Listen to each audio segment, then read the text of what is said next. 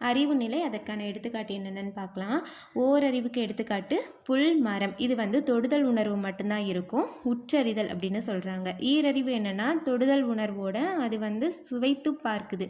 சிப்பி, நத்தை எடுத்துக்காட்டு.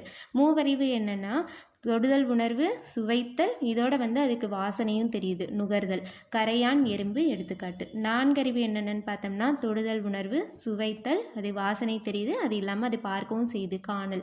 எடுத்துக்காட்டு நண்டு, தும்பி. ஐந்தறிவு என்னென்னு பார்த்தோம்னா உற்றறிதல், சுவைத்தல், நுகர்தல், பார்க்குது, இதோட அதுக்கு கேட்டல் அந்த உணர்வும் இருக்குது. இதுக்கு வந்து பறவை, விலங்கு எடுத்துக்காட்டு.